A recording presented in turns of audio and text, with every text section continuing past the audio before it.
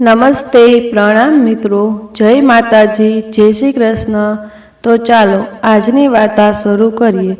Railway ટ્રેકના કિનારે એ નાની વસાહતમાં એક જૂનું ઘર હતું, જ્યાં 34 વર્ષની સુનીતા તેના બાળકો માટે રોટલી બનાવતી હતી અને તેમને ભોજન પીરસતી હતી। માં, રાત થઈ ગઈ, પપ્પા હજુ સુધી કેમ નથી આવ્યા? સુનીતાના 6 વર્ષના દીકરાએ બારીમાંથી ડોકિયું કરતા કહ્યું। ત્યારે સુનીતાએ કહ્યું, એ દીકરા, તેઓ જલ્દી આવતા જ હશે, ત્યાં સુધી તારું જમવાનું પૂરું કર। ના માં, મારે નથી જમવું, મારે તો જલેબી ખાવી છે। હું દરરોજ પપ્પાને જલેબી લાવવા કહું છું, પણ તેઓ લાવતા નથી। પણ આજે પપ્પાએ કહ્યું હતું કે રાત્રે જલેબી ચોક્કસ લાવશે। ત્યારે સુનીતાનો નાનો દીકરો, જે 4 વર્ષનો હતો, ખુશીથી બોલ્યો, સાચું? તો પછી તેઓ મારા માટે રમકડાની કાર પણ લાવશે ને? માં, સુનીતાએ હળવું સ્મિત કરીને જવાબ આપ્યો, હા દીકરા, જરૂરથી લાવશે। બાળકો આતુરતાથી તેમના પિતાની રાહ જોઈ રહ્યા હતા।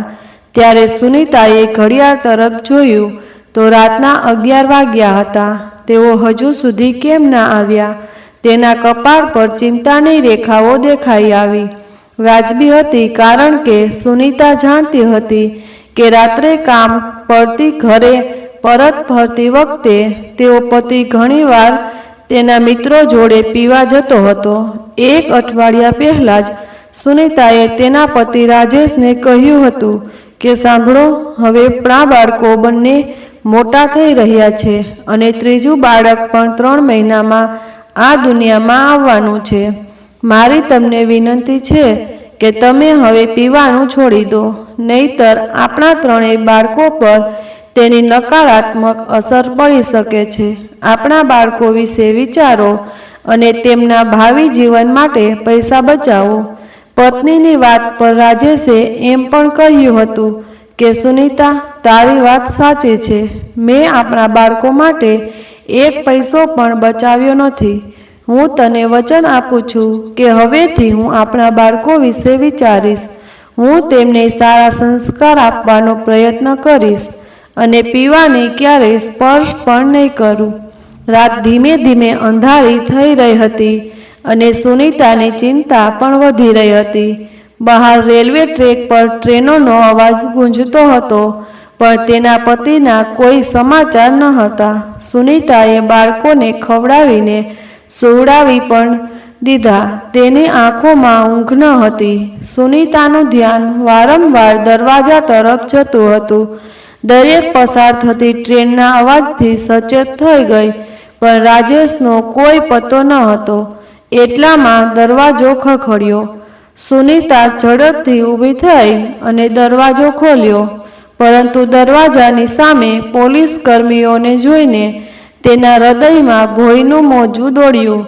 તેના મનમાં અસંખ્ય વિચારો આવવા લાગ્યા।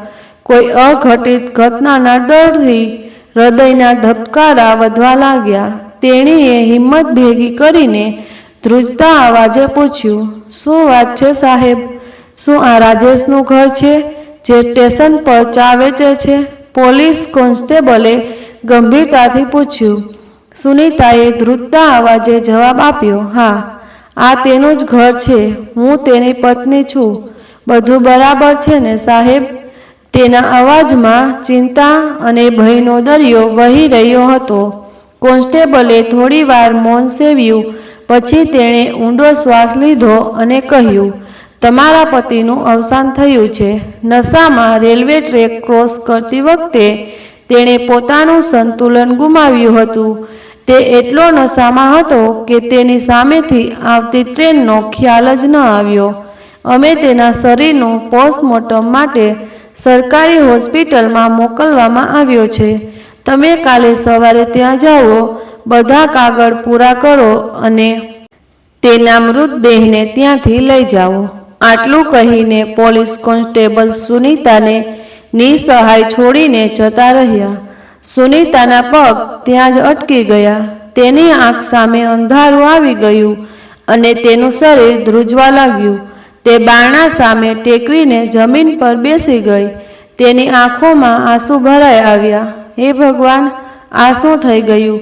તને મારા પર દયા પણ નથી આવતી? મારા નાના બાળકોનું શું થશે? તેના મનમાં પ્રશ્નોનું વાવાઝોડું ઊભું થવા લાગ્યું.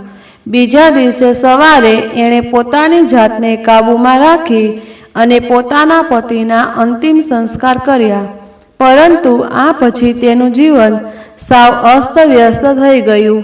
તેણે જે થોડા પૈસા બચાવ્યા હતા તે પણ ધીમે ધીમે ખતમ થવા લાગ્યા. લગભગ 2 મહિના થઈ ગયા. સુધા પાસે આજીવિકાનું કોઈ સાધન ન હતું. હિંમત ભેગી કરીને તે નજીકના ઘરોમાં કામ માંગવા નીકળી, પરંતુ નસીબે તેને અહીં પણ છેતરી. ગર્ભાવસ્થાના કારણે લોકો તેને કામ આપવાની ના પાડી દેતા. તેની હાલત જોઈને લોકો કહેતા, તું પોતે બહુ કમજોર છે, અમે તારા પર વધુ બોજ નાખવા માંગતા નથી. બાળકને જન્મ આપ્યા પછી આવજે. હતાશ અને નિરાશ સુનીતા ઘરે પાછી ફરી. તેના 6 વર્ષનો પુત્ર વિકાસ ઘરમાં બીમાર હતો. વિકાસ પલંગ પર સૂતો તાવથી પીડાતો હતો. તેની નિર્દોષ આંખોમાં પીડા દેખાતી હતી. જ્યારે પણ તે નિશ્વાસ નાખતો ત્યારે સુનીતા તેની પાસે જઈને તેના કપાળ પર હાથ ફેરવતી. વિકાસ તેની તરફ ઝંખના ભરી આંખોથી જોઈ રહ્યો હતો, પરંતુ તેની મા પાસે તેની દવા ખરીદવા માટે પણ પૈસા ન હતા. બીજી તરફ 4 વર્ષનો નીરવ માસૂમ બાળક ભૂખથી પીડાતો હતો અને તેની માતા પાસે વારંવાર રોટલી માંગતો હતો. મા, મને રોટલી આપો, ગઈકાલથી કંઈ ખાધું નથી, બહુ ભૂખ લાગે છે, મને ખાવા માટે કંઈક આપો. પોતાના ખાલી પેટ પર હાથ ફેરવતા સુનીતાના નાના દીકરાએ તેની માને કહ્યું. પોતાના દીકરા નીરવના આ શબ્દો સુનીતાના હૃદયને ચીરી નાખતા હતા. તે સમજી શકતી ન હતી કે તેના બાળકોની ભૂખ કેવી રીતે સંતોષવી. સુનીતાની આંખોમાં આંસુ આવી ગયા. તે ખૂબ જ લાચાર અને અસહાય અનુભવવા લાગી. તેને પોતાના બાળકોના ચહેરા જોઈને પસ્તાવો થવા લાગ્યો. તે તેના ભૂખ્યા બાળકોના સુકાઈ ગયેલા ચહેરાઓ અને બીમાર મોટા દીકરા વિકાસને રડતા રડતા જોઈને વિચારતી હતી કે હું કેવી માં છું જે પોતાના બાળકોને એક સમયની રોટલી પણ આપી શકતી નથી. બીજા દિવસે તેણે હિંમત ભેગી કરી અને નિર્ણય લીધો અને થોડી તૈયારી કરીને સ્ટેશન પર ગઈ. 9 મહિનાની ગર્ભવતી સ્ટેશનમાં જઈને લોકોને ચા આપવા લાગી. સવારનો સમય હતો અને રેલવે સ્ટેશનની ભીડમાં તે હાથમાં ચાની કીટલી લઈને એકથી બીજી ટ્રેનમાં દોડી રહી હતી. પૂરી હિંમત સાથે કામ કરી રહી હતી. અચાનક તેની તબિયત બગડવા લાગી. તેના કપાળ પર પરસેવાના ટીપાં દેખાવા લાગ્યા, જાણે પગમાં જીવ નથી. અને એ જ સમયે ટ્રેનના દરવાજા પાસે પડી ગઈ. જ્યારે ત્યાં હાજર લોકોએ જોઈ તો તેનું હૃદય દ્રવી ઉઠ્યું અને તેઓ તેને નજીક હોસ્પિટલમાં લઈ ગયા. થોડીવાર પછી સુનીતા જનરલ વોર્ડમાં પડેલી તેના નાના બાળકને જોઈ રહી હતી.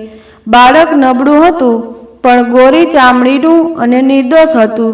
સુનીતાએ બાળકને ખોળામાં લઈ તેની નાની આંગળીઓને સ્પર્શ કર્યો.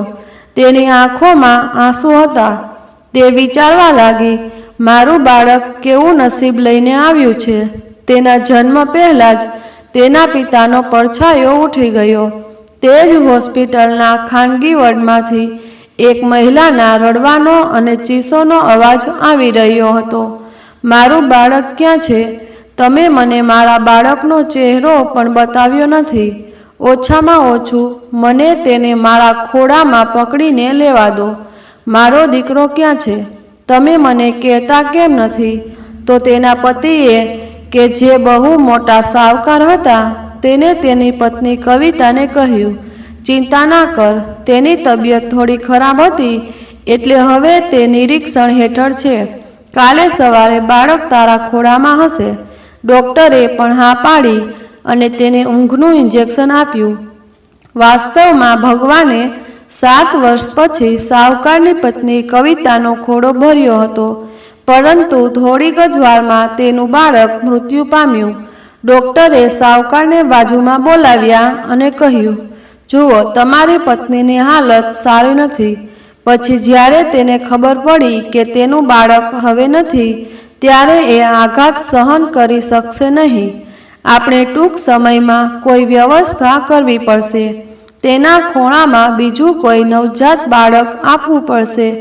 એ જ સમયે એક નર્સ આવી અને કહેવા લાગી કે જે મહિલાએ આજે સવારે જનરલ વોર્ડમાં પુત્રને જન્મ આપ્યો છે તે ઘરે જવાની જીદ કરી રહી છે. ના, આપણે તેને આટલી જલ્દી ઘરે કેવી રીતે મોકલી શકીએ? પણ મેડમ, તે માનવા તૈયાર નથી. તે કહે છે કે ઘરમાં બેઠેલા તેના બીજા 2 બાળકો ભૂખ્યા અને તરસ્યા છે. તેના સિવાય એ બાળકોનું આ દુનિયામાં કોઈ નથી. આ સાંભળીને ડૉક્ટર જનરલ વોર્ડમાં આવ્યા અને તેમની પાછળ સાવકાર પણ ત્યાં આવ્યો. જુઓ સુનીતાબેન, તમારી તબિયત અત્યારે ઠીક નથી, એટલે અમે તમને હમણાં રજા આપી શકતા નથી. તો સુનીતાએ હાથ જોડીને કહ્યું, મેડમ, મારા 2 બાળકો ઘરે એકલા બેઠા છે. ઘરમાં ખાવા માટે કંઈ હતું નહીં જેથી તે પેટ ભરી શકે. મારા સિવાય આ દુનિયામાં તેમનું કોઈ નથી. મારે જવું પડશે. પણ હોસ્પિટલની ફી પાછળ ઊભી નર્સે કહ્યું. ત્યારે ડૉક્ટરે હાથના ઈશારાથી ફી માગવાની ના પાડી. સુનીતાની વાત સાંભળીને ડૉક્ટરને તેના પર દયા આવી અને તેને જવા દીધી. પણ બધી વાત સાંભળીને સાવકારના દિલમાં એક આશા જાગી. કોઈ પણ સમય બગાડ્યા વિના તે પણ હોસ્પિટલની બહાર આવી ગયો. રાત થવા આવી હતી. સુનીતા પોતાના નાના બાળકને છાતીએ લગાડીને ઘરે પહોંચી, જ્યાં બાળકો તેમની માની રાહ જોતા હતા. બેચેન અને ભૂખથી રડતા હતા. તેમના રડવાના અવાજથી સુનીતાની છાતીમાં ખંજર જેવું ચૂભતું હતું. આખરે વિચારીને કે કદાચ પાડોશના લોકો તેને મદદ કરશે, તે ભારે પગલાઓ સાથે પાડોશના ઘર તરફ ગઈ. તેણે પહેલો દરવાજો ખટખટાવ્યો ત્યારે સામે આવેલી સ્ત્રીએ તેની હાલત જોઈને કટાક્ષ કરતા કહ્યું, પોતાનું પેટ ભરી નથી શકતી અને 3 બાળકો પેદા કરી લીધા. સુનીતાની નજરો ઝૂકી ગઈ, પણ તે શું કરી શકે? તેને હાથ જોડીને એટલું જ કહ્યું, બહેન, બાળકોને એક વખતનું જમવાનું આપો. પરંતુ તેની આજીજીની કોઈ અસર થઈ ન હતી. દરેક ઘરના દરવાજે તેની સાથે આવું જ થયું. દરેક જગ્યાએ તેને ઠપકો આપવામાં આવતો હતો. દરેક તેની ગરીબી અને લાચારી માટે તેને ટોણા મારતા હતા. બધે ઠોકર ખાધા પછી તેણે વિચારવા માટે મજબૂર થઈ ગઈ કે શું ગરીબી એવી સજા છે કે વ્યક્તિની માનવતા પણ મરી જાય? થાકેલી હારેલી સુનીતા ખાલી હાથે ઘરે જવા લાગી. જ્યારે તે દરવાજે પહોંચી તો તેના આશ્ચર્યની કોઈ સીમા ન રહી. અંદરથી બાળકોના હાસ્યનો અવાજ આવી રહ્યો હતો. તે આશ્ચર્યચકિત થઈ ગઈ અને ઝડપથી અંદર આવી ગઈ. તેને પોતાની આંખો પર વિશ્વાસ ન આવ્યો. તેને જોયું કે તેના બાળકો સામે ઘણું બધું જમવાનું રાખેલું હતું અને જે બાળકો થોડા સમય પહેલા ભૂખથી પીડાતા હતા તેઓ તેમનું મન ભરીને ખાવાનું ખાતા હતા. તે સ્તબ્ધ થઈ ગઈ, જાણે કોઈ ચમત્કાર થયો હોય. તેની આંખોમાં ચમક હતી અને ચહેરા પર ખુશી હતી. અચાનક તેની નજર એક સજ્જન પર પડી જે એક બાજુ ઊભેલા હતા. તે બહુ મોટા શેઠ જેવા દેખાતા હતા. તે શાંતિથી બાળકોને જમતા જોઈ રહ્યા હતા. તેની આંખોમાં સંતોષ અને કરુણાની લાગણી દેખાતી હતી. સુનીતા સમજી ગઈ કે આ બધું એ જ વ્યક્તિની કૃપાને કારણે થયું છે. તે એ જ સાવકાર હતો જેનું બાળક જન્મતા જ મૃત્યુ પામ્યું હતું. સાવકારે તેની સામે જોયું અને કહ્યું, બહેન, હું અહીં તમને મળવા માટે જ આવ્યો છું. મારે કોઈ અગત્યનું કામ હતું, પણ જ્યારે હું દરવાજા પાસે પહોંચ્યો ત્યારે તમારી અને તમારા બાળકોની વાત સાંભળીને મારાથી રહેવાયું નહીં. તેથી હું બાળકો માટે આ ખોરાક લઈ આવ્યો. સુનીતાએ નજર ઉઠાવીને પોતાના બાળકો તરફ જોયું, જેઓ ખુશીથી ખાવામાં મગ્ન હતા. અને પછી હાથ જોડીને તેને સાવકારનો આભાર માન્યો. સુનીતાના ખોળામાં નવજાત શિશુને જોઈને સાવકારે મુદ્દાની વાત કરી. બહેન, હું જાણું છું કે તમારું ઘર ચલાવવા માટે તમારી પાસે કોઈ આધાર નથી. જો તમે કહેશો તો હું તમને પૈસાની મદદ કરીશ. સાવકાર સામે આશ્ચર્યથી જોઈ સુનીતાએ કહ્યું, પણ અર્થ વગર આ દુનિયામાં કોણ મદદ કરે છે? તમે સાચા છો બહેન, મારો પણ એક અર્થ છે. હું તમારી જોડે કંઈક માગવા આવ્યો છું. સુનીતાએ ઊંડો શ્વાસ લીધો અને કહ્યું, સાહેબ, કેમ શર્મિંદા કરો છો? આ ગરીબની ઝૂંપડીમાં એવું શું છે જે તમારી પાસે નથી? સાવકારે ગંભીરતાથી જવાબ આપ્યો, બહેન, એ વસ્તુ જે પૈસાથી ખરીદી શકાતી નથી અને જેની કિંમત પૈસાથી માપી શકાતી નથી, એવી કઈ વસ્તુ છે જે મારી પાસે છે અને તમારી પાસે નથી? જો એવું કંઈક હશે તો હું તેને આપવામાં અચકાઈશ નહીં. સુનીતાએ કહ્યું, તો ઠીક છે બહેન, તમે આ બાળક મને આપી દો. શું બાળક? એક ક્ષણ માટે સુનીતા સ્તબ્ધ થઈ ગઈ. હા બહેન, હું અને મારી પત્ની ઘણા વર્ષોથી સંતાનની આશા રાખતા હતા. આજે એ આશા પૂરી થઈ, પણ માત્ર થોડીક ક્ષણો માટે. જન્મતાના થોડા સમયમાં જ અમારું બાળક ભગવાનને વહાલું થઈ ગયું. મારી પત્નીનો ખોળો ખાલી રહી ગયો. તે હોસ્પિટલમાં જીવન અને મૃત્યુ વચ્ચે ચોલા ખાઈ રહી છે. તે તેના પોતાના બાળકને પોતાના ખોળામાં લેવા માટે તરસી રહી છે, પરંતુ તેને ખબર નથી કે તેનું બાળક તેના ખોળામાં આવતા પહેલાં જ. આટલું કહીને સાવકાર રડી પડ્યો.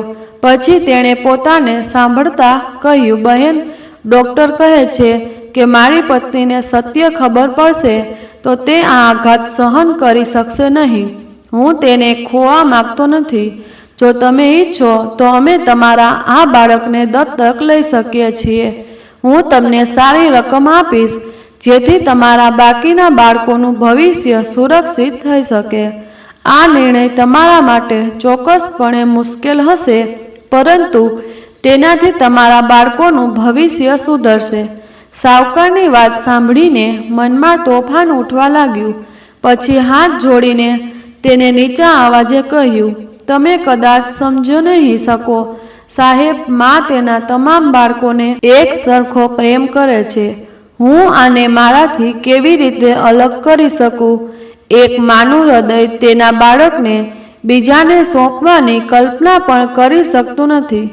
જુઓ બહેન, તમારી એક હાથથી તમારા 3 બાળકોનું જીવન સુધરશે. હું મારા પોતાના બાળક કરતાં પણ આ બાળકની વધુ સારી સંભાળ રાખીશ.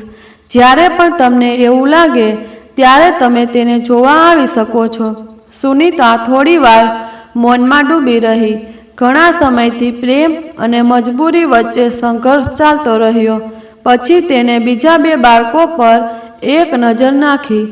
છેવટે આ મૂંઝવણથી બહાર આવીને સુનીતાએ તેનું હૃદય મજબૂત કર્યું અને ભીની આંખો સાથે તેને તેના નાના બાળકને છેલ્લી વાર ચુંબન કર્યું અને તેને સાવકારને સોંપી દીધું. સાહેબ, તેનું ધ્યાન રાખજો. હું તેના વિના જીવવા માંગતી નથી, પણ કદાચ આ મારા બીજા 2 બાળકો માટે શ્રેષ્ઠ છે. સાવકારે તેના ખિસ્સામાંથી 10,000 કાઢીને સુનીતાને આપ્યા. સુનીતાને પૈસા લેવાનું મન થતું ન હતું, પણ મજબૂરી એવી હતી કે તે લીધા વગર તેમનો ગુજારો ન હતો. એટલે તેણે ચૂપચાપ પૈસા લીધા અને તેની મુઠ્ઠી બંધ કરી દીધી. સાવકારે સુનીતાને તેના ઘરનું સરનામું જણાવ્યું, જેથી તે જ્યારે ઈચ્છે ત્યારે બાળકને મળવા આવી શકે. પછી તેણે તે નબળા બાળકને પોતાની છાતીએ લગાડ્યું અને હાથ જોડીને સુનીતાનો આભાર માન્યો અને ઘરની બહાર નીકળી ગયો. ભારે હૈયે સુનીતાએ દરવાજા બંધ કરી દીધા અને બારણા સામે પીઠ ફેરવી દીધી. આંખોમાંથી આંસુ રોકાતા ન હતા. મુઠ્ઠી ખોલીને પૈસા સામે જોઈને બોલી, હે ભગવાન, મારા નસીબમાં આ જ લખાયેલું હતું. મારા બાળકનો સોદો મારા જ હાથે. માનું હૃદય ફાટવા લાગ્યું હતું. બીજી તરફ સાવકારની પત્ની કવિતા બાળકને ખોળામાં લઈને ખૂબ જ ખુશ હતી. થોડા જ દિવસોમાં તે સાજી થઈ ગઈ અને હોસ્પિટલમાંથી ઘરે પાછા આવી ગયા. બાળકના જન્મની ઉજવણી નિમિત્તે ભવ્ય કાર્યક્રમનું આયોજન કરવામાં આવ્યું હતું અને અદ્ભુત મિજબાની આપવામાં આવી હતી અને તેનું નામ અનુજ રાખવામાં આવ્યું. તેના જીવનની દરેક ક્ષણ હવે તે નાનકડા ચહેરાની આસપાસ ફરતી હતી. કવિતા દિવસ રાત તેની સંભાળ રાખવામાં એટલી વ્યસ્ત હતી કે તે પોતાની સંભાળ લેવાનું ભૂલી જતી હતી. જાણે તેની દુનિયા રોશનીથી પ્રકાશિત થઈ ગઈ હતી. તે તેના કોમળ હાથ અને પગને પંપાળતી, બાળક સાથે તોતડી ભાષામાં વાત કરતી અને જ્યારે તે સ્મિત કરતો ત્યારે તે ખુશ થઈ જતી.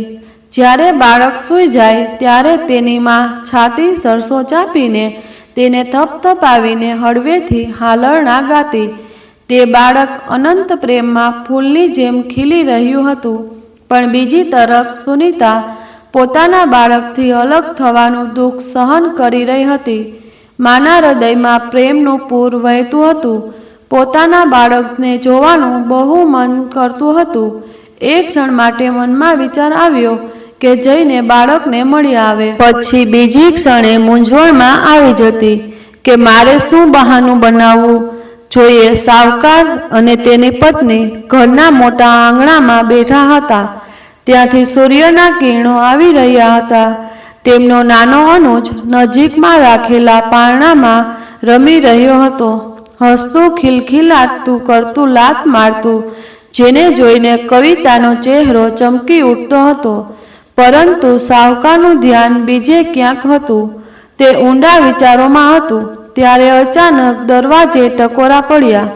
નોકરે આવીને દરવાજો ખોલ્યો તો એક સ્ત્રી ધીમા પગલે અંદર આવી. મેડમ, તમારે કોઈ નોકરાણીની જરૂર છે? તેણે કહ્યું. ત્યારે કવિતાએ તેની સામે ઉપરથી નીચે સુધી જોયું. તેણીએ જૂની પરંતુ સ્વચ્છ સાડી પહેરી હતી. ત્યાર પછી સાવકારની નજર મહિલા પર પડી અને તેનું હૃદય એક ધબકારો ચૂકી ગયું. કારણ કે તે બીજું કોઈ નહીં પણ સુનીતા હતી, જેણે પોતાના મમતાનું બલિદાન આપીને તેનું ઘર રોશન કર્યું હતું. તે જ સમયે કવિતાએ જવાબ આપ્યો, ના, અમારી પાસે પહેલેથી જ ઘણા નોકર છે. અમને કોઈની જરૂર નથી. આ સાંભળતા જ સુનીતાનો ચહેરો પડી ગયો. પછી સુનીતાએ પારણા તરફ એક પગલું ભર્યું અને હસતા હસતા કહ્યું, મેડમ, આ તમારું બાળક છે? તેનું નામ અનુજ છે. ખૂબ જ સુંદર બાળક તરફ જોઈને સુનીતાને લાગ્યું કે તેની આંખોની તરસ छिपाવવા માંગતી હોય. પછી દુઃખી થઈને તે પાછી વળી અને જવા લાગી. ત્યારે સાવકારે તેની પત્નીને હળવેકથી કહ્યું, સાંભળ કવિતા, આપણી પાસે નોકર છે. તું અને આયા સાથે મળીને નાનાની સંભાળ રાખો છો, પરંતુ હજુ પણ ઘરમાં ક્યાંક નાના કામો હોય છે. આ મહિલાને રાખી લઈએ તો તારી મદદ થઈ જશે. કંઈક વિચારીને સાવકારની પત્નીએ પાછળથી અવાજ આપ્યો, સાંભળ, તારું નામ શું છે? હા, મારું નામ સુનીતા છે. પાછળ ફરીને તેને કહ્યું, તું શું કામ કરી શકે છે અને તું કેટલો પગાર લઈશ? હા મેડમ, હું બધા કામ કરી શકું છું અને પગાર તમને જેટલો યોગ્ય લાગે. સુનીતાને માત્ર એક જ વાતની પરવા હતી, કોઈ રીતે તેના બાળકની નજીક રહેવું. તેણી તેના નિર્દોષ બાળકના ચહેરાને મન ભરીને જોઈ શકે. એટલા માટે તે ઓછા પગાર માટે સંમત થઈ ગઈ હતી, જેથી તે તેના બાળક સાથે થોડો સમય વિતાવી શકે. તું ક્યાં રહે છે અને તારા પતિ શું કરે છે? સુનીતા થોડી ખચકાઈ અને બોલી, હું અહીં નજીકમાં જ રહું છું અને મારા પતિ મને થોડા સમય પહેલાં જ. આ કહેતા તેની આંખો આંસુઓથી ભરાઈ ગઈ. કવિતા તેના આંસુઓની અર્થ સારી રીતે સમજી ગઈ હતી. તેને કહ્યું, ઠીક છે, આટલું કહી સુનીતા ઘરની બહારનું કામ સમજાવી દઈશ. બીજા દિવસે સવારે હું કાલે સવારે વહેલી શેઠાણી પાસે નોકરી માટે પહોંચી. ત્યારે તેણે પોતાના બાળકને આટલી નજીકથી જોઈને એક અલગ જ રાહત અનુભવી.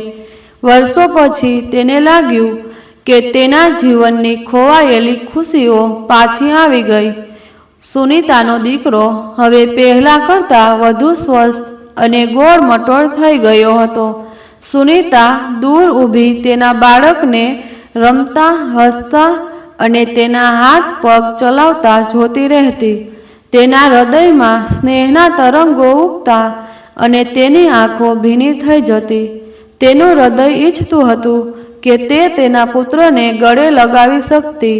તેમ છતાં બાળકને જોઈને સુનીતાએ મનમાં ભગવાનનો આભાર માનવા માંડ્યું કે બાળક ભલે તેના ખોળામાં ન હોય, તે ખુશ અને સલામત છે અને તેની પાસે કોઈ પણ વસ્તુની કમી નથી.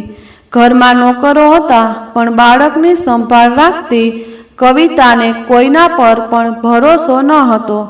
દરેક નાની મોટી વાતનું તે પોતે જ ધ્યાન રાખતી, જેથી બાળકના સુરક્ષામાં કોઈ અભાવ ના આવવો જોઈએ. જ્યારે પણ સુનીતા પોતાના પુત્રને જોતી, ત્યારે તેનું હૃદય આનંદથી ભરાઈ જતું. માના પ્રેમનું પણ હૃદયને હચમચાવી નાખતું, પણ તે પોતાના આંસુ પોતાની અંદર છુપાવી લેતી.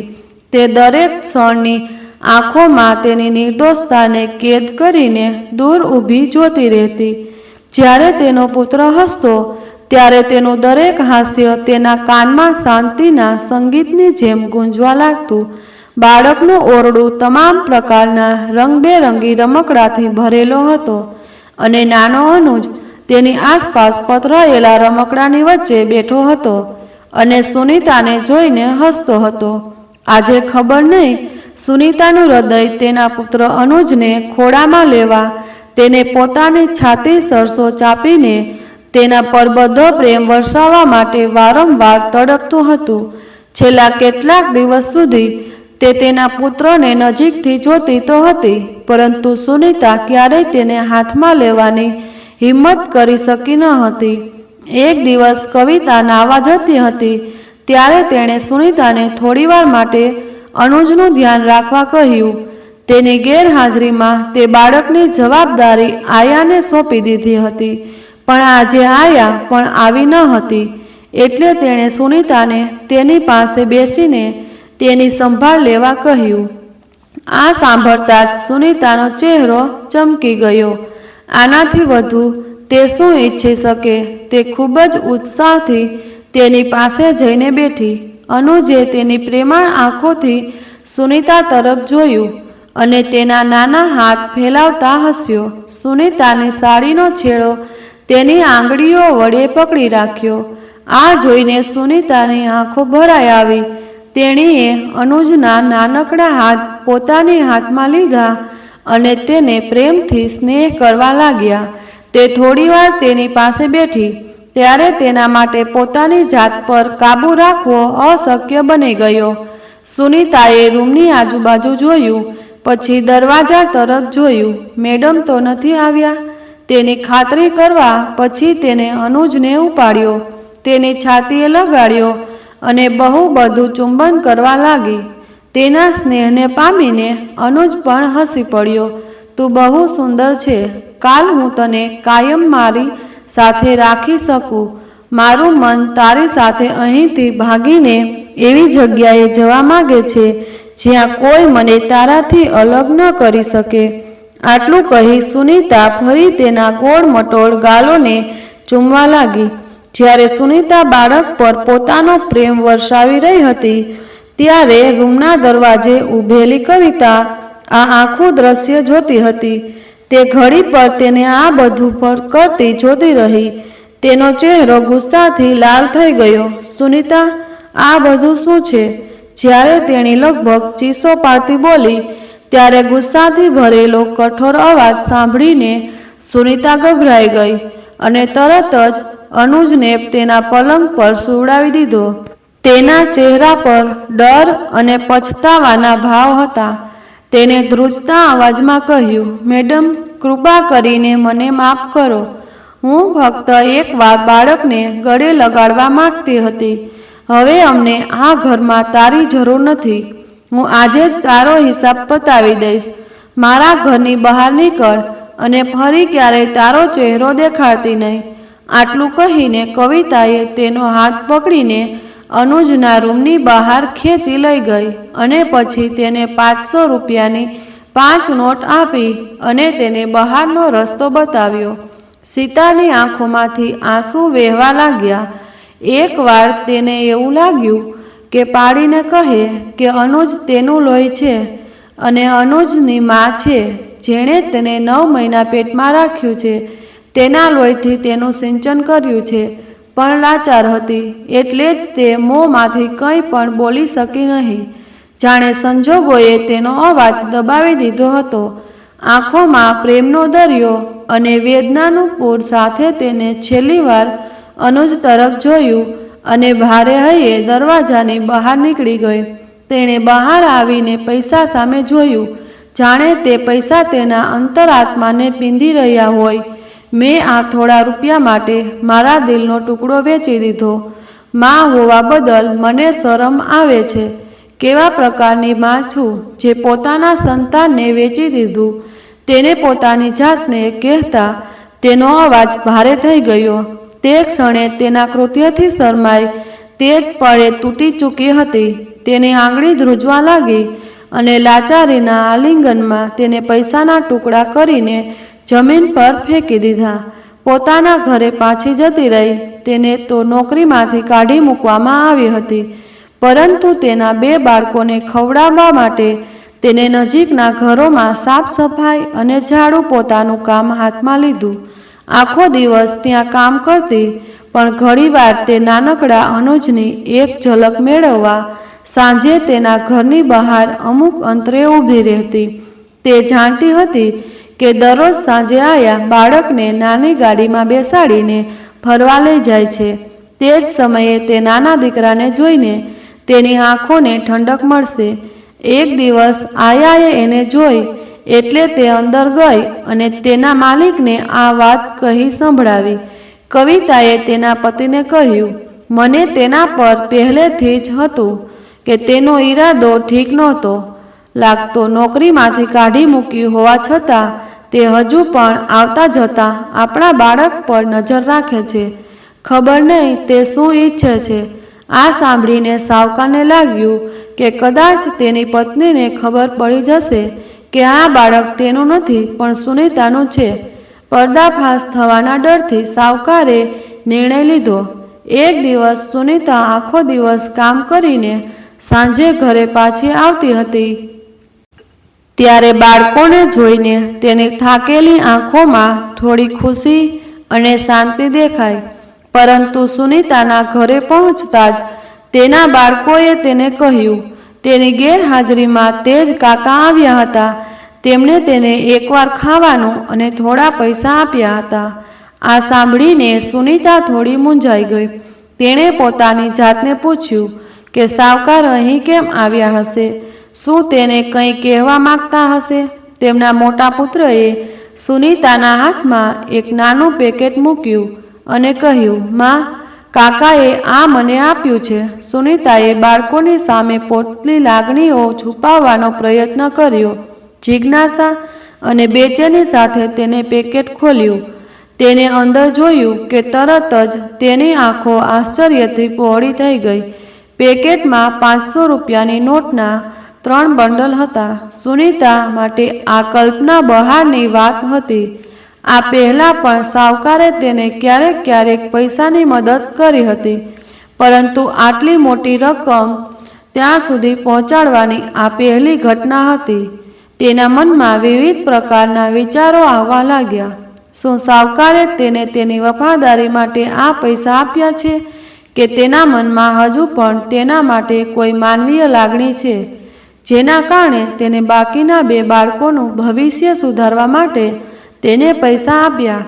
દરેક પ્રશ્ન સાથે તેની બેચેની વધતી જતી હતી.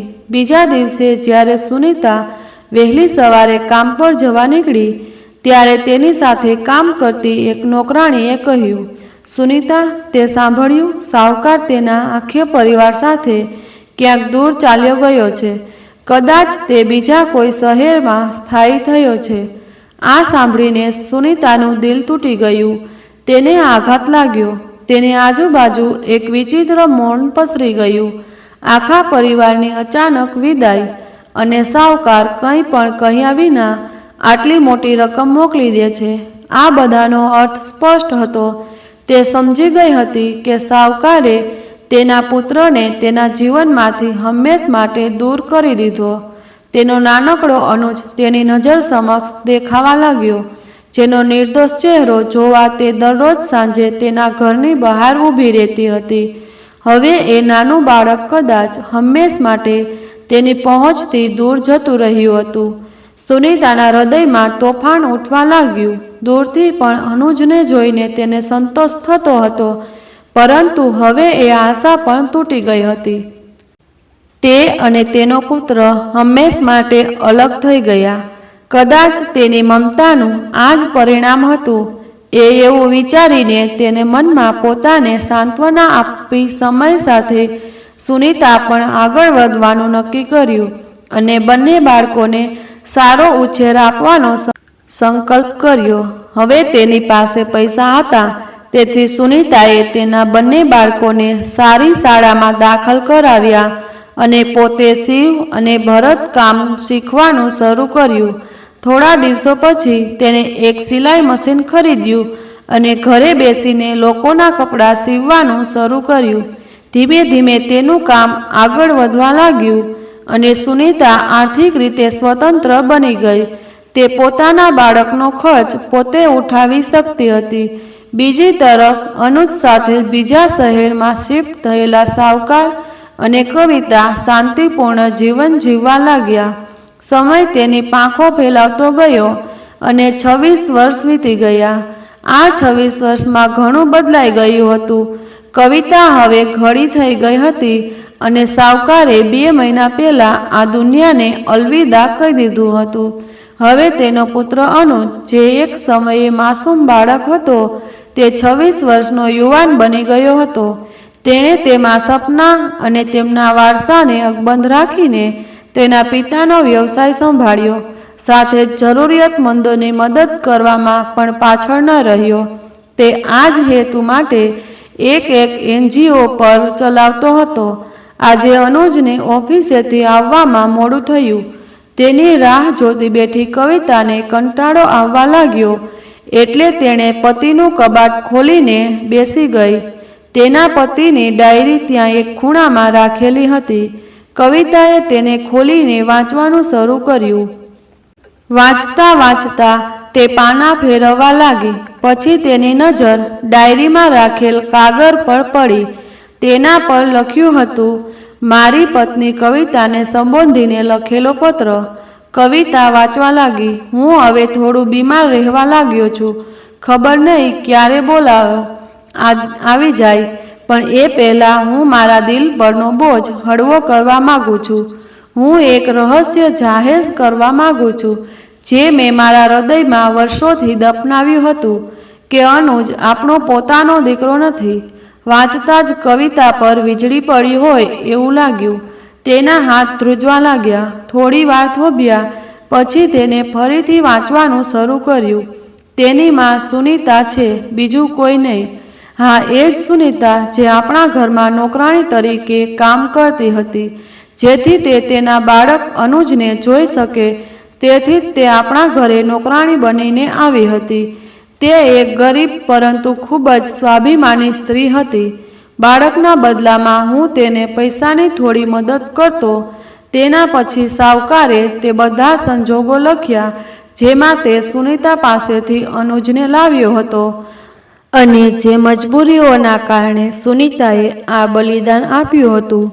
અંતે લખ્યું હતું, પણ આ અપરાધની લાગણી હંમેશા મારા મનમાં રહી કે મેં એક માને તેના પુત્રથી અલગ કરી દીધી હતી. ભગવાન કરે એ સ્ત્રીને દુનિયાની બધી ખુશીઓ મળે. અત્ર પૂરો થયો ત્યાં સુધીમાં કવિતાનું આખું શરીર સૂન થઈ ગયું. અચાનક તે દ્રશ્ય તેની સામે આવ્યું, જ્યારે સુનીતા તેના પુત્ર અનુજને તેની છાતી સરસો ચાંપીને સ્નેહ આપતી હતી અને તેને ચુંબન કરતી હતી. સુનીતાને તેને ગુનેગાર બનાવીને તેને નોકરી અને ઘરમાંથી કાઢી મૂકી હતી. ઘરની બહાર નીકળતી વખતે સુનીતાએ અશ્રુભીની આંખો અને ધ્રુજતા હોઠ કંઈક કહેવા માટે તલપાપડ હતા, પણ કંઈ બોલી ન શકી. તે વેદના ભરી નજરે અનુજને જોઈને જતી રહી. હે ભગવાન, મેં કેટલો મોટો ગુનો કર્યો છે. મેં એક પ્રેમાળ માને ઘણું દુઃખ આપ્યું. આટલું કહેતા કવિતાની આંખોમાંથી આંસુ ટપકવા લાગ્યા. માં, તમે અહીં બેઠા છો? મને લાગ્યું કે તમે સૂઈ ગયા હશો, પણ આ શું છે તમારી આંખોમાં આંસુ? અનુજે કહ્યું. એ જ વખતે કવિતાએ પેલી ડાયરીને કબાટમાં રાખી અને ઝડપથી કબાટ બંધ કરતા પણ અનુજે તેને ડાયરી રાખતા જોઈ લીધી હતી. અરે કંઈ નહીં દીકરા, બસ એ તો એમ જ, પોતાના આંસુ છુપાવતા કવિતાએ કહ્યું. અને પછી કહ્યું, પણ દીકરા, તને આવતા આટલો સમય કેમ લાગ્યો? માં, હું 1 કલાક પહેલાં ઘરે પાછો આવવાનો હતો, પણ આવતી વખતે મારી કારની સામે એક વૃદ્ધ આગળ આવી ગયા. મને લાગ્યું કે તેમને મારી ગાડીએ ટક્કર મારી છે. જ્યારે મેં કારમાંથી નીચે ઉતરીને જોયું તો મને ખબર પડી કે તેઓ બેભાન થઈ ગયા હતા. મેં મારી ટીમને બોલાવી અને તેમને હોસ્પિટલમાં દાખલ કરાવ્યા. આ બધા કામોમાં વિલંબ થયો. પુત્ર, તું અને તારી સમાજ સેવા, તું લોકોને મદદ કરવામાં એટલો વ્યસ્ત થઈ જાય છે કે તું તારી સંભાળ પણ રાખતો નથી. ચાલ, તારું હાથ મોઢું ધોઈ લે, હું જમવાનું ગરમ કરીને લઈ આવું છું. આટલું કહીને કવિતા બહાર નીકળી ગઈ. પણ અનુજ સમજી ન શક્યો કે તેની માં કેમ રડતી હતી. એ જ વખતે અનુજે કબાટ ખોલીને ડાયરી કાઢી. ડાયરી ખોલતાની સાથે જ તેને એક પત્ર મળ્યો, જેમાં તેના પિતાએ આખું સત્ય લખ્યું હતું. પત્ર વાંચતા જ તેના ચહેરાના હાવભાવ બદલાવા લાગ્યા. દરેક શબ્દ તેના હૃદયને હચમચાવી નાખે એવું લાગતું હતું. તેના હાથમાંથી તે પત્ર પડી ગયો અને ભરેલી આંખો સાથે શૂન્ય તરફ જોવા લાગ્યો. એટલામાં જ કવિતા અંદર આવી અને દીકરાના હાથમાંનો પત્ર જોઈને તેની આંખો આંસુઓથી પહોળી થઈ ગઈ. માં, શું આ સાચું છે? હું તમારો પોતાનો દીકરો નથી? અનુજે ધીમા અવાજે પૂછ્યું. પણ કવિતા કંઈ બોલી ન શકી. તેની માં અને ચૂપચાપ ઊભેલી જોઈને તેણે તેના પ્રશ્નોનો જવાબ મળી ગયો હતો. પછી તેણે કહ્યું, માં, મારે મારી માને મળવું છે. જેને મને જન્મ આપ્યો છે તે ક્યાં મળશે? મને પણ ખબર નથી કે આટલા વર્ષો પછી આપણે તેને ક્યાં શોધીશું. પણ શોધીશું તો ભગવાન પણ મળી જશે. બેટા, હું પણ તારી સાથે આવીશ. મારે પણ મારા પાપોનું પ્રાયશ્ચિત કરવું છે. બીજા દિવસે સવારે અનુજ તેની માં કવિતા સાથે તેને જીવન આપનાર માની શોધમાં નીકળ્યો. કવિતા જાણતી હતી કે સુનીતા રેલવે ટ્રેક પાસેની કોલોનીમાં રહેતી હતી, પણ ત્યાં પહોંચ્યા પછી જે કંઈ સામે આવ્યું તે જોઈને બંને ચોંકી ગયા. જ્યારે કવિતા ત્યાં પહોંચી ત્યારે તેણે જે નજારો જોયો તેના હોશ ઉડી ગયા. આખી વસાહત નાશ પામી હતી. સર્વત્ર જર્જરિત મકાનોમાં અવશેષો અને ઉજ્જળ તેની નજર સમક્ષ બધે દેખાતા હતા. જાણે સમયે જગ્યાને સંપૂર્ણપણે ગળી ગયો હોય. કવિતાએ સ્થાનિક મહિલાને પૂછ્યું, અહીં રહેતા લોકો ક્યાં છે? શું સુનીતા વિશે કોઈ માહિતી છે જે અહીં રહેતી હતી? અરે મેડમ, ગયા વર્ષે પૂર આવ્યું ત્યારે અડધાથી વધુ કાચા ઘરો પાણીમાં ધોવાઈ ગયા હતા. જેઓ બચી ગયા તે રહેવાસીઓ પણ અન્ય સ્થળાંતર કરી ગયા. સુનીતાની વાત કરીએ તો તેનું જીવન પોતે જ દુઃખનું બીજું નામ હતું. પહેલાં તેનો પતિ તેને છોડીને જતો રહ્યો. પછી ખૂબ ગરીબીમાં તેણે તેના બાળકોને ઉછેર્યા અને તેમને ભણાવ્યા. તે રાત દિવસ મહેનત કરતી રહી. તેને વિચાર્યું કે જ્યારે તેના બાળકો સફળ થશે ત્યારે તેનું ઘટપણ સુખ શાંતિથી પસાર થશે. થોડીવાર રોકાઈને સ્ત્રીએ ઊંડો શ્વાસ લીધો અને ઉમેર્યું, પરંતુ નસીબે તેને સાથ ન આપ્યું. જ્યારે બંને પુત્રો મોટા શહેરમાં ગયા ત્યારે તેઓએ ત્યાં પોતપોતાની દુનિયા સ્થાપી. એવું લાગતું હતું કે તેઓ પોતાની માને ભૂલી ગયા છે. તે ખૂબ જ ઈચ્છાઓ સાથે પોતાના પુત્રોના સુખમાં ભાગીદાર થવાની આશા રાખતી હતી. તેઓએ ક્યારેય તેને પોતાની સાથે રાખવાનો વિચાર પણ કર્યો નહીં. વૃદ્ધાવસ્થા અને માંદગીના કારણે તે એકલી પડી ગઈ. ગયા વર્ષે જ્યારે પૂર આવ્યું ત્યારે તેમનું ઘર પણ ધોવાઈ ગયું હતું. પૂરે ઘણા લોકોના જીવ લીધા હતા. કદાચ સુનીતા પણ તેમાંની એક હતી.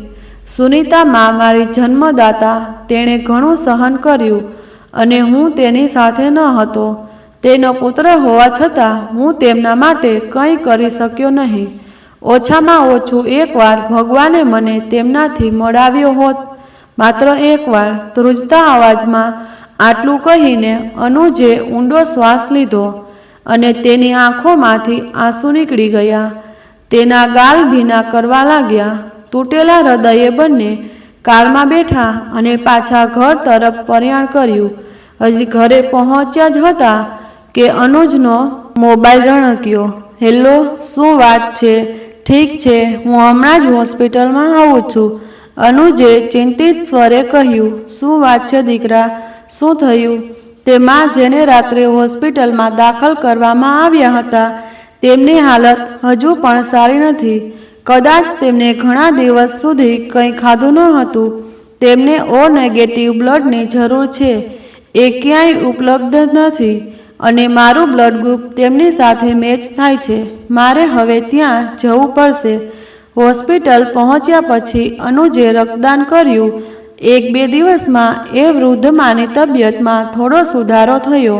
તેની ખાસ કાળજી લેવા માટે અનુજ તેમને બીજા દિવસે સવારે તેના ઘરે લઈ આવ્યો. જ્યારે કવિતા મંદિરેથી પાછી આવી ત્યારે અનુજે તેની માને વૃદ્ધ માનું ધ્યાન રાખવા કહ્યું અને કોઈ કામ માટે બહાર ગયો. કવિતાએ રૂમનો દરવાજો ખોલીને જોયું તો વૃદ્ધ માં હજુ પણ ધાબળો ઓઢીને સૂતા હતા. તે કવિતાએ તેને જગાડવાનું યોગ્ય ન લાગ્યું અને દરવાજો બંધ કરી દીધો ને બહાર આવી ગઈ. ત્યારે કવિતાના મનમાં એક વિચાર આવ્યો કે હું તેમના માટે થોડો હળવો નાસ્તો બનાવી દઉં છું. થોડીવાર પછી કવિતા નાસ્તા સાથે તેના રૂમમાં પહોંચી અને ધાબળો ઊંચો કર્યો અને કહ્યું, સાંભળો, હું અનુજની માતા છું, ઉઠો, નાસ્તો કરી લો. આટલું કહીને કવિતાએ તેમનો ધાબળો હટાવી દીધો અને તેને ઉપાડીને બહાર બેસાડતા જ તેના પગ નીચેથી જમીન સરકી ગઈ. તેનું મોઢું ખુલ્લું પડી ગયું. તે સ્ત્રી જેને દુઃખ અને મુશ્કેલીઓએ સમય પહેલાં ઘરડી બનાવી દીધી હતી, કવિતાને ખૂબ ધ્યાનથી જોવા લાગી. મેડમ, સુનીતા, તું હજી જીવે છે? કહેતા કવિતાનો અવાજ ધીમો થઈ ગયો. આંખોમાંથી આંસુ વહેવા લાગ્યા. મેડમ, તમે મારો દીકરો ક્યાં છે? મેડમ, મારે તેને એકવાર મળવું છે, પછી હું અહીંથી જતી રહીશ. લહેરાતા પાનની જેમ ધ્રુજતા તેણે કહ્યું. એટલામાં જ દરવાજામાંથી અવાજ આવ્યો, તારો દીકરો અહીં જ છે માં. આ સાંભળતા જ જાણે સુનીતાના ચિત્રે હાલ શરીરમાં અચાનક જીવ આવ્યો. તેણે આશ્ચર્યથી દરવાજા તરફ જોયું. તેની સામે તેનો દીકરો અનુજ ઊભો હતો.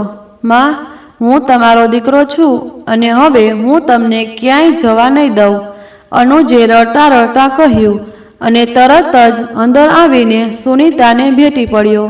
મારું બાળક, મારો દીકરો, શું તું આજે ખરેખર મારી સામે છે?